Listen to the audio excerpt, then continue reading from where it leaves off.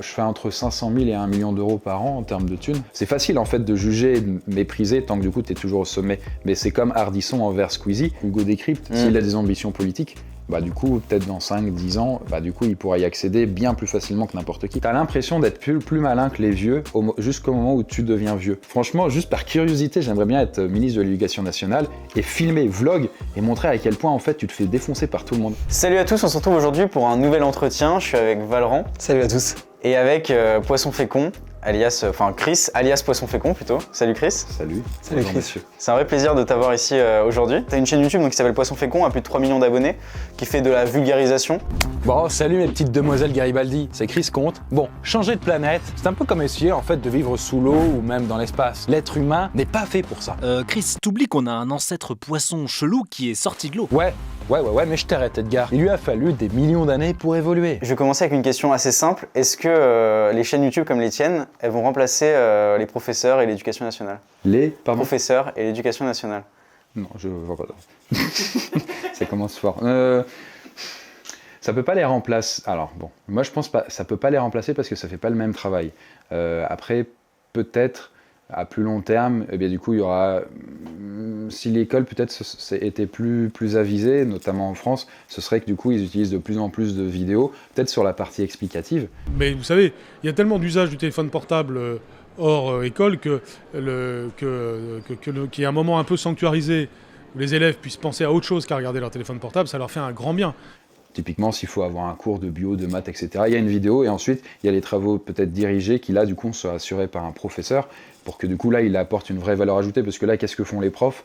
Ils parlent pendant 1 heure en essayant de s'adresser de la même façon à tous les élèves, du coup ils échouent quoi du coup, ça marche pas très bien et ça fait que les élèves n'écoutent pas et tout, ils peuvent pas gérer le rythme alors que c'est vrai que sur une vidéo peut-être pas tant, pas une vidéo YouTube, mais tu peux avancer, tu peux reculer, revenir en arrière, etc. Quand il y a un truc que tu saisis pas, tu refais.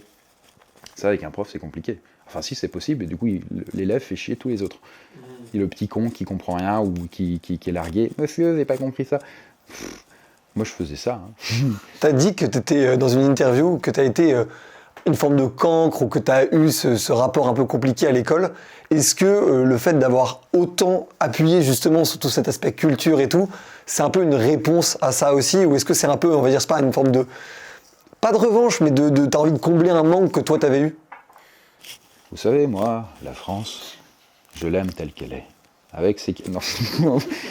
Ouais, alors c'est vrai que du coup, je voulais être professeur des écoles. Professeur, enseigner. C'est vraiment un kiff. J'avais fait ma licence de psycho et après, je me dirigeais tout doucement vers là. C'était une vocation que tu avais Ouais, franchement, enseigner, j'ai toujours aimé le faire, apprendre des choses aux gens, vulgariser, et que ça soit simple en fait, et que les gens ils font waouh et tout. Enfin, il y a vraiment un challenge en fait à ce que ça soit bien fait.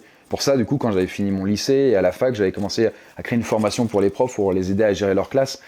Du coup, il y avait une réception un peu comme ça, tu vois, un peu mitigée, tu vois. C'est un élève, il ferme sa gueule en fait. Du coup, non. Et donc, finalement, j'ai pas fait l'autre partie, c'est-à-dire leur apprendre à faire cours, juste à gérer leurs cours. Enfin, voilà. Imaginez, vous arrivez un matin à l'école, vous vous asseyez à votre siège en attendant le cours et le prof, mais personne ne vient. Plus aucun professeur n'est là. Mais pas parce que cette fois-ci il est malade ou en retard, mais tout simplement parce qu'il a été décrété que la fonction d'enseignant soit purement et simplement supprimée. Mais alors, qu'est-ce que vous allez devenir? La gestion de classe, c'est compliqué, ils ne s'étaient pas très bien appris du coup dans leur formation, tout ça. Et du coup, savoir intéresser les élèves, c'était pas ouf non plus. Du coup, ouais, j'étais parti pour un peu... je voulais changer un peu les choses de ce côté-là, mais une grosse résistance. Pourquoi tu penses qu'il y a une grosse résistance? Peut-être pour plusieurs aspects, c'est que grosso modo, c'est vrai que moi je l'ai vu, c'est les profs, c'est pas des acheteurs. Ça, les profs n'achètent pas des produits pour s'améliorer. En fait, dans leur tête, il y a un acquis qui fait que du coup, ça doit être l'éducation nationale qui leur fournit la matière. C'est pas dans leur état d'esprit. Ils vont pas acheter des formations, même à 50 balles, pour pouvoir mieux gérer leur classe. Ils peuvent acheter des formations pour se barrer de l'éducation nationale. Ça, j'ai des amis qui proposent ça, parce que c'est pas facile. Mais par contre, s'améliorer en tant que prof, c'est compliqué. Mais qui va être légitime pour leur apprendre à s'améliorer en tant que prof dans ce cas-là, si c'est pas l'éducation nationale? Les personnes qui ont plus de compétences que l'éducation nationale, c'est pas compliqué quoi. Et comment on peut juger justement quand on est un professeur, se dire lui il a plus de compétences ou lui il a plus de compétences ou... Après c'est le CV, le CV au sens large, c'est-à-dire du coup qu'est-ce que la personne a fait, est-ce que du coup elle a eu des résultats et tout. Enfin, c'est comme quand tu achètes une formation sur internet, Tu te fies un petit peu à la lettre de vente, qu'est-ce que la personne va dire et tout, quoi.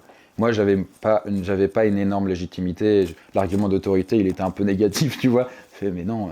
Mais après, quand je l'avais construit, c'était pas moi qui avais inventé le truc. J'avais vraiment regardé les profs qui marchaient et ceux qui marchaient pas, et je comparais. Tout ce que les profs mauvais ne font pas, tout ce que les bons profs font, c'est très facile. Hein. Grosso modo, ça se résume à gérer pas gérer son autorité, mais gérer ses limites. Un mauvais prof, systématiquement, il ne savait pas imposer ses limites. C'est-à-dire que, cas classique, vous êtes élève, je suis élève, il y a une trentaine d'élèves. Qu'est-ce qui se passe avec un mauvais prof, au sens, il gère pas bien sa classe? Bah, il y a un élève qui va parler, qu'est-ce que va faire le prof? Rien. Et du coup, au bout d'un quart d'heure, l'élève, il parle plus fort, il y en a d'autres qui se mettent à parler, le prof, qu'est-ce qu'il fait? Rien. Et au bout d'un moment, il dit « Oh, écoutez, je suis pas payé à vous fliquer. S'il vous plaît, parlez moins fort, c'est pour vous. » Du coup, les élèves, ils parlent peut-être moins fort, et puis ça reprend, ça revient, etc. Alors que du coup, un bon prof, qu'est-ce qu'il va faire? Celui qui gère sa classe, un élève parle, il lui fait « Toi, tu te tais. » Mais direct. Au bout de 5 secondes, il l'attend pas, il lui dit « Tu ne parles pas. » Parce que les limites sont claires, c'est en cours, on ne parle pas, point. C'est tout. C'est pas plus compliqué. Et du coup, quand tu as cette règle en tête, et que jamais tu vas la transgresser, et du coup, c'est plus simple. Après, c'est de la pratique, etc. Tu vois, c'est que c'est pas moi, j'ai donné les conseils, tout ce que j'ai appliqué. Je donnais des cas d'exemples concrets pour comment un prof peut réussir à ça. J'ai des profs qui ont lu le truc, qui avaient trouvé cool, mais plein de profs, en fait, quand j'avais créé la méthode, ils avaient la flemme de lire le truc parce que bon, machin et tout, et donc pour des tas de raisons, quoi. Est-ce que tu as l'impression que c'est ça dans pas mal d'autres sphères de la société? Des journalistes qui ont 40 ans et qui ne veulent pas écouter, je sais pas, des youtubeurs actualités ou médias de 20-25 ans. Est-ce qu'il n'y a pas aussi ce décalage où, par le digital, par Internet, par plein de raisons, on a réussi à prendre des clés de compréhension du monde qui peuvent être pertinentes pour la génération du dessus, mais qu'on ne nous écoute pas par ce biais justement de génération? De t'es plus jeune, donc t'en sais rien. Est-ce que tu ressens ce truc-là? Non, mais t'as raison, c'est un biais. Après, moi, ça me l'a fait, en vrai, tu vois. En fait, tu le comprends pas. T'as l'impression d'être plus malin que les vieux jusqu'au moment où tu deviens vieux. Prenons le cas, moi, du coup, je fais YouTube, je maîtrisais YouTube et tout. Et donc, tu vas avoir un petit mépris vis-à-vis de la télé, parce que tu te dis, bon, ils sont vieux. Sauf que du coup, tu vas avoir automatiquement un mépris envers des jeunes qui débarquent. Prenons le cas, TikTok débarque. J'ai pas dit que j'étais méprisant à ce niveau-là, tu vois, mais grosso modo, il y a TikTok, je fais bon, ouais, c'est un nouveau truc. Tu vois les vidéos, tu comprends pas, tu fais, mais pourquoi ça marche? Tu sais, tu fais, mais ça dure 20 secondes. Enfin, elle a montré son cul là, tu sais pas, ça, tu comprends pas trop, quoi. Et même dans les trucs qui sont l'éducation ou les trucs qu'on apprend, le style est différent de YouTube, donc tu fais, ouais. Et du coup, tu n'arrives pas à capter, ça te semble un peu ringard, ça te semble un peu bizarre, et donc du coup, tu vas juger, sauf qu'à un moment, bah, YouTube, peut-être ça descend, il y a moins de vues, et TikTok, ça grimpe, et tu arrives... C'est facile, en fait, de juger et de mépriser, tant que du coup, tu es toujours au sommet, mais c'est comme Ardisson envers Squeezie. À un moment, Ardisson, bah, il a pris moins de notoriété que Squeezie, et donc du coup, il se retrouve, en fait, au vieux con, en fait, qui s'est fait larguer par la technologie et la nouveauté. Je vais expliquer pourquoi vous êtes un génie. Vous êtes un génie parce que votre boulot consiste à vous filmer en train de jouer à des jeux vidéo et à le diffuser. Et les gens vous regardent jouer, et comme il y a de la pub, vous gagnez de l'argent. Ah, ça, je dois dire bravo. TikTok, c'est en train de un peu supplanter YouTube aussi en termes d'audience, de force, etc. Et on en est là, quoi. Et du coup, le YouTuber, s'il n'écoute pas le TikToker, enfin les bons TikTokers aussi, du coup, bah, peut-être que du coup, il est dans ce cas-là. Mais il s'en rend même pas compte, tu vois, c'est ça. À chaque fois, on ne s'en rend pas compte. C'est vachement intéressant ce que je dis, je suis assez d'accord avec ça.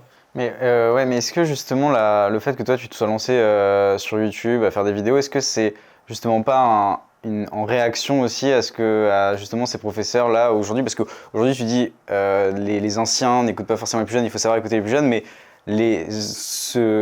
toi tu t'expliques que tu es en train de devenir un ancien, mais pourtant la méthode que tu peux appliquer dans certaines des vidéos, c'est pas forcément appliqué aujourd'hui dans l'éducation nationale, qui a une sorte d'ancien. Exactement, mais qui est très longue à faire bouger les choses, quoi. Ouais, après, est-ce que toi tu as parlé par exemple avec je sais pas, le ministre de l'Éducation nationale ou des personnes en responsabilité ou...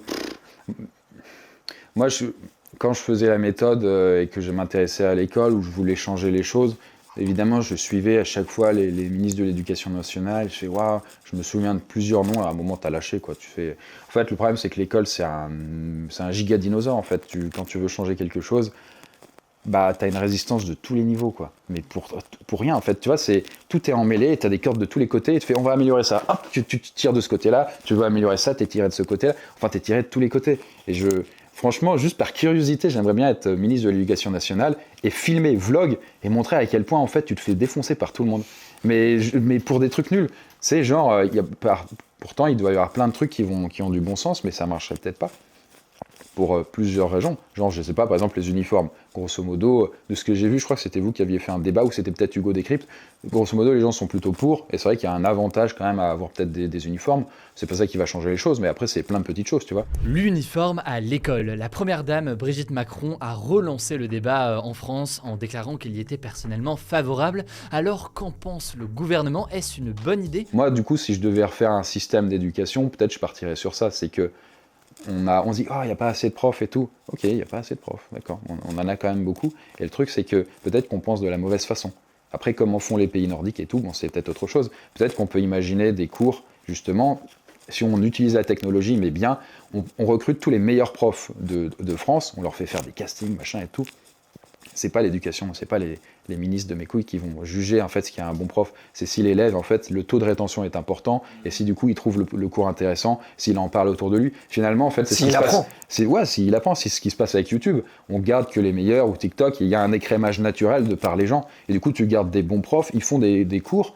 Et du coup, les cours, il faut qu'ils respectent des critères liés à l'éducation. Je sais pas, c'est des cours de physique, chimie ou de français ou je ne sais quoi. Ils font leurs cours et puis du coup, peut-être on en met plein. On met en concurrence tout ça. Il y a genre 100 profs pour la même matière. Et du coup, les élèves, naturellement, ils vont s'orienter vers ceux qui leur plaisent. Peut-être, du coup, tu peux avoir des élèves qui vont être plus tentés par un type de prof parce que sa façon de parler va être plus correspondre à toi. Et puis du coup, tu as tous ces cours. Et donc, les cours, tu les suis que en ligne. Du coup, est-ce que tu as besoin d'un prof? Non, tu n'as plus de prof. Sauf que du coup, le prof, il n'est pas inutile non plus. Le prof, il est utile peut-être quand il faut aider les élèves, il faut les accompagner. Peut-être que du coup, lorsque du coup, il y a des travaux à faire, après, tu peux le faire aussi avec Internet. Mais bon, l'école, elle a aussi un rôle aussi d'éducation. Et on ne dit pas enseignement national, on dit éducation. Donc, tu peux éduquer les élèves, mais du coup, à travers peut-être d'autres trucs. Est-ce que du coup, apprendre, je ne sais pas, le théorème de Thalès, c'est de l'éducation? Non. Enfin, dans l'éducation, il n'y a pas beaucoup d'éducation à l'école, quoi. Mais du coup, ça me permet de gagner beaucoup plus de temps, d'énergie. Enfin, il y a tellement de trucs à améliorer. Genre, juste simplement des cours, en fait, de mémorisation. Je sais pas, c'est comme si on apprenait à quelqu'un, du coup, à aller sur la route et on lui a pas appris le permis, quoi. C'est bizarre, quoi. Ou pas appris le code. Des cours de mémotechnique. Tu sais, vous voyez ce que c'est un palais mental. Très bien. Palais mental, c'est ouf, quoi. Je veux dire, tu peux l'apprendre à tous les élèves. Faire des systèmes comme ça, du coup, à association. Tu leur apprends à apprendre un putain de cours. En admettant que apprendre un cours par cœur et des dates, c'est toujours important. Je suis pas sûr. Mais du coup, tu leur dis comment mémoriser, de sauvegarder tout ça, parce que sinon, les élèves, ils apprennent, ils répètent, et puis dès que le contrôle est passé, ils oublient tout et ils recrachent. Enfin, il y a tellement de trucs à tester. Pour aller vers un peu un autre sujet qui est beaucoup plus autour de la culture, aujourd'hui, on a l'impression, et on le sent par pas mal d'aspects, notamment dans l'aspect de succès financier de ces produits-là, que la pop culture a un peu remplacé la culture. Toi qui es, en fait, je trouve, assez sur la ligne de crête entre les deux, entre une culture ancienne que tu partages dans tes vidéos, ou même une culture nouvelle avec le livre que tu écris, Le Médaillon d'Orion, quelque chose qui est vraiment un truc qui, j'ai l'impression, te tient beaucoup à cœur.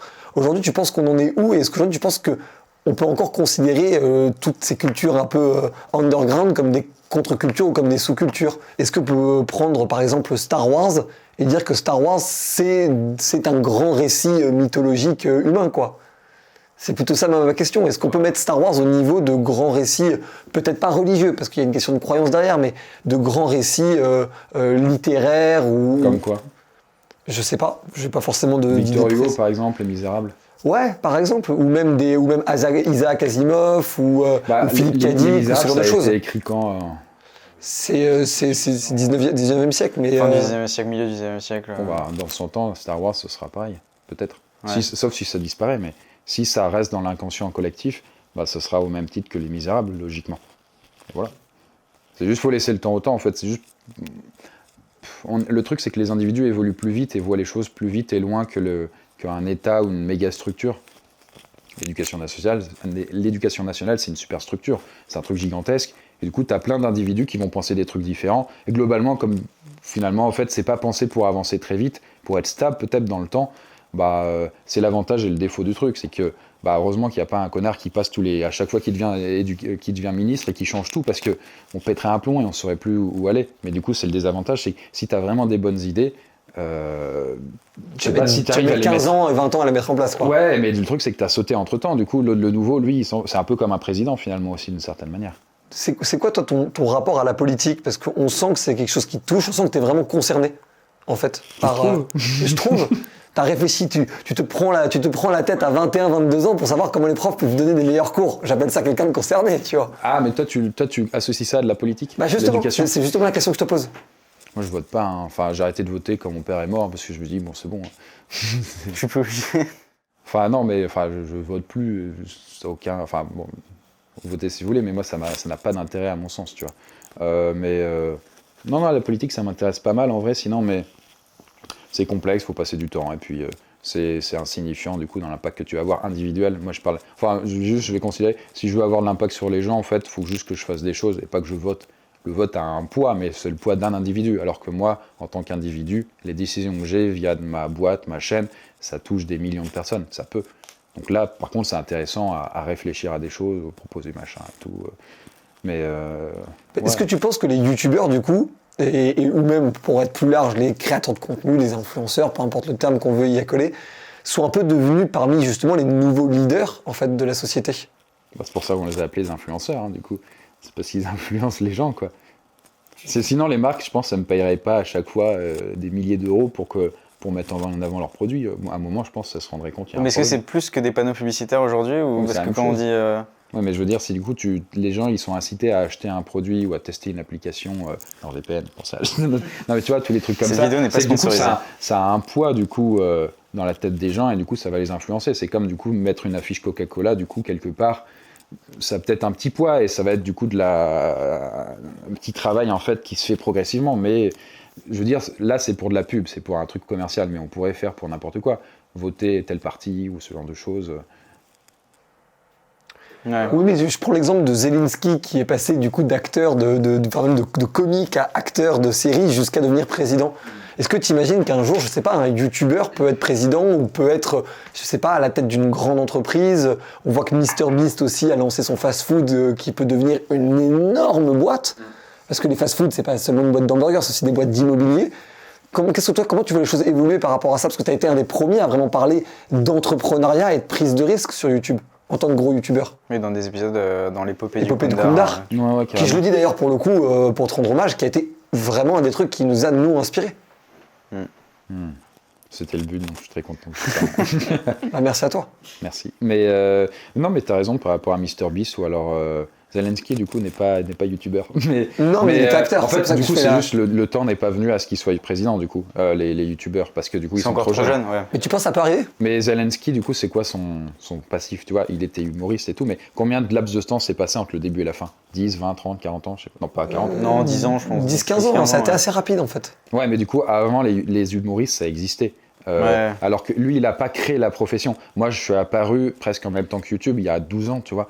Donc, avec les gens, avant que les gens acceptent que des youtubeurs aient des fonctions... Un cas possible, c'est genre Hugo Décrypte, s'il a des ambitions politiques, bah du coup, peut-être dans 5-10 ans, bah du coup, il pourra y accéder bien plus facilement que n'importe qui, parce que tout le monde le suit, et du coup, on s'en fout de ses idées, en fait. C'est juste que tu crois en la personne, parce que du coup, tu l'apprécies. La plupart des gens, ils sont teubés, hein. Enfin, c'est pas un problème, je veux dire, mais pour ça, voter... Il y a des tests psycho qui montrent qu'une personne, elle vote... parfois parce qu'il a mis une cravate rouge ou parce que du coup il s'est fait un brushing, c'est des nullités, mais la plupart des gens vont voter en fait pour des réflexions qui sont simplement très superficielles. Mais par contre, quand tu les interroges, c'est pas superficiel, hein. Attention. Ah non, ces idées et tout, oh, mais c'est quoi ces idées?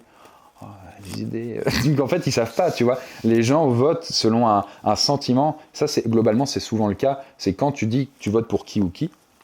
Ben, du coup, en fait, dans ta tête, tu fais on est une sorte de gros algorithme biologique. Et bien, du coup, tu vois la personne, un tel, tu vas te la visualiser, tu visualises l'autre, et du coup, en fait, il y a une jauge de passion pour l'un ou l'autre. Et du coup, tu votes pour celui où la jauge elle est plus élevée. Mais Tu vois, c'est de 1 à 100, bah tiens, hop, il est à 50, l'autre, bah du coup, il est à 30, bah hop, tu votes pour lui à 50. Mais t'arrives pas, tu sais, c'est un sentiment, tu vois. C'est comme quand tu vas voir plusieurs filles ou une fille, plusieurs mecs, bah du coup, elle regarde chacun et fait lequel est un bon coup, bah du coup, hop, hop, hop, hop. C'est comme si elle scannait et son algorithme, il faisait tout, hop, lui, il est bien, ou alors, tiens, lui, il serait pas mal, mais quelqu'un qui serait bon pour être un bon mari, bah c'est pareil, tu vois. Et les gens, bah ils vont voter sur plein de critères qui sont très superficiels, ce que je veux dire. C'est pareil quand tu veux coucher avec une meuf et tout. Et donc, du coup, pour voter pour quelqu'un, puisqu'on parlait de politique, c'est un peu la même chose. Parce que les gens, ils connaissent pas les idées. Ils connaissent pas les idées, et quand bien même ils les connaissent, la plupart du temps, ils n'ont pas la réflexion et la pensée qui permet de savoir si c'est pertinent. Et moi, je me mets dans le cas. Hein. C'est pour ça que j'évite de voter, parce que je sais que on s'en fout, quoi. Donc, si c'est pour juste te fier à un truc très superficiel, mais les politiques, ils le savent, quoi. Le physique, bah, ça joue en ta faveur, en fait, mais dans tous les aspects de la vie. C'est ce qu'on appelle l'effet halo, d'ailleurs, en psycho. Mais d'ailleurs, je trouve que ça se vérifie pas mal. On regarde beaucoup de gens qui ont très bien réussi. C'est vrai qu'il y a beaucoup cet effet de... Bah, on les voit, ils sont rayonnants, même physiquement, et du coup, on est en mode, ils ont l'air d'être très bons. Et c'est vrai que ce biais, même quand on en est conscient, qu'on ressent presque même au-delà de la Après, t'as logique. un autre truc, mais tu vois, c'est pour ça, c'est complexe, parce que c'est une interdépendance de plein de trucs. C'est quand tu deviens bon et t'accèdes au pouvoir, ton état change. Et ça, on l'a vu avec des animaux, c'était dans un bouquin, Principe de Lucifer, qui est ouf. Si vous achetez pas le mien, le Médaillon d'Orion, prenez le Principe de Lucifer, qui est waouh. Et il le montre, c'est qu'un animal, quand il y a un nain qui finit par se battre pour les autres et il accède à la fonction suprême, c'est-à-dire le chef de la tribu ou alors le mâle alpha, et bien du coup, son métabolisme et l'intérieur de son corps, il se métamorphose. Mais c'est pas genre, tu vois, c'est pas Hulk. Mais je veux dire, du coup, physiquement parlant, il y a vraiment un truc très différent qui se passe. Et du coup, il va se mettre à sécréter plus de, je suis plus sûr au niveau des molécules et tout, mais ça va être du coup plus de le truc des testostérone, plus de dopamine, des trucs comme ça. Et donc tout ça, ça change son métabolisme et ça le change physiquement. C'est-à-dire que tu le vois, et c'est pour ça que du coup, je revenais sur ce que tu disais.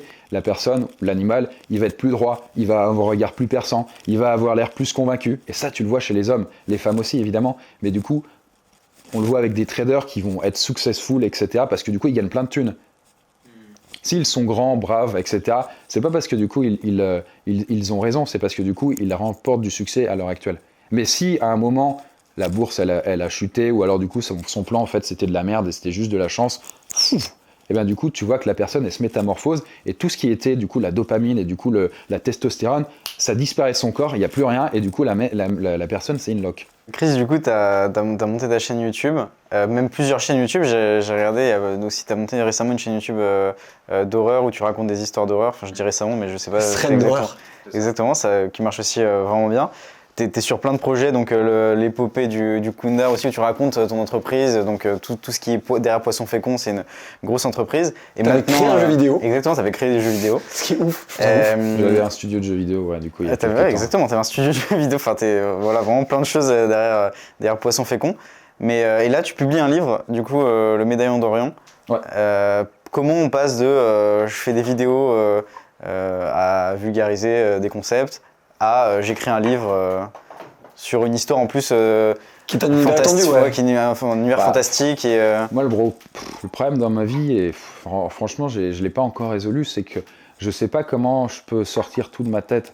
Ça, c'est peut-être ma plus grosse frustration, je ne sais pas, il doit y en avoir quelques-unes, mais c'est comment je peux, parce que je trouve facilement des idées et des trucs que j'ai envie de faire. Et après, je me sens possédé par l'idée, tu sais, quand t'es à fond sur un projet, mais moi j'en ai tous les jours, tu vois. Alors du coup, je fais quand même la part des choses et tout, mais je veux dire, si je trie les projets tous les jours, bah le truc c'est que dans le mois, en fait, je vais en avoir quelques-uns que j'ai quand même travaillé. Et c'est pas genre juste une idée que j'ai mis sur un post-it. Quand j'ai des idées, moi, c'est ce qui peut-être me rend un peu plus différent des autres, c'est que j'écris un roman sur ça. Pas un roman au sens littéral, mais c'est-à-dire que généralement, je crée un Google Doc, et je mets tout, tu vois, mais tout, tu vois, c'est comment c'est écrit, c'est comme si je crée le système du truc, mais c'est sur des tas de trucs différents. Et j'ai pensé à tellement de choses, c'est aberrant. C'est quoi le truc le plus fou auquel t'es pensé justement dans ces idées-là? Alors je peux pas te le dire parce que c'est le projet de ma vie, mais c'est un truc qui englobe tout en fait. L'énergie, la construction, l'éducation, du coup l'enseignement, Tu vas la lancer un construction. Disneyland en fait. Plus. Mais du coup, le truc, c'est que, par exemple, mais pardon, je reviens Non, sur ta vas-y, bien question sûr, bien après. sûr, on Mais, sait, y a pas de souci. là, effectivement, il y a le bouquin et le livre que j'ai fait, Les Médaillons d'Orient, qui est juste pas là, quoi, du coup. Il sera là au montage. Mais du coup, voilà, les Médaillons d'Orient, je voulais faire un truc qui n'existait pas. Et du coup, le livre, ça existe. Mais du coup, un livre avec 200 musiques, ça y a pas, et 400 illustrations dans un roman, il n'y a pas. Donc, ça, c'est un truc que j'avais fait. Même la suite que je suis en train d'écrire, ça va être encore plus ouf que ça. Et là, j'imagine une sorte de méga saga très très structurée, un peu Harry Potter, tu vois. On est mais- d'accord que c'est totalement décorrélé de ce que tu fais sur Poisson Fécond. Ouais, non, il y a des liens, tu retrouves des personnages, ce genre Ok, de choses. ah, d'accord, Il y a Gustave que je torture souvent, du coup il est dans le roman. Il y a différents personnages, il y a une trame aussi, il y a un youtubeur du coup très connu, donc pareil. Qu'est-ce qui se passe quand tu as des millions d'abonnés et que du coup il y a des abonnés, tu invites à une sorte de soirée étrange. Bah, c'est une sorte de métaphore, le livre, j'essaye de pousser ça à son paroxysme. Des trucs un peu du style. Donc le roman c'est ça, mais ouais, j'ai des projets...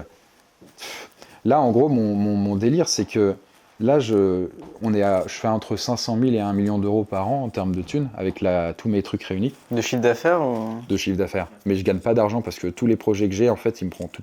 Là actuellement je crée une sorte d'escape game immense horrifique sur Lyon et ça prend une thune colossale en fait, tu vois. Ouais. Tant que c'est pas sorti on sait pas, tu vois. J'imagine.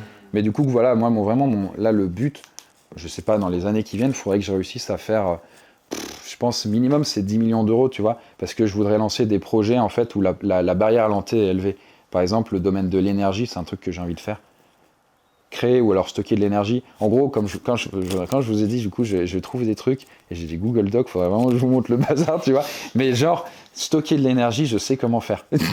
Mais je veux tester l'idée. Je dis pas que j'aurai raison, mais je veux tester l'idée, embaucher des ingénieurs, faire le projet, que ça dure peut-être 1 an, faire des prototypes et tout. Ouais, de la R&D Produire et de tout. l'énergie aussi, j'ai des idées comment produire différemment. Donc travailler avec EDF, quoi. Futur partenariat avec EDF ou... Ouais, ou une connerie comme Enfin, ça, tu ok, vois, mais d'accord, pas ouais, mais c'est- faire de la bouffe d'une façon différente pour produire plus que ce qui Ok. existe. J'ai des idées aussi. Parce que quand j'étudie un truc, c'est un peu en mode un peu autiste, tu vois.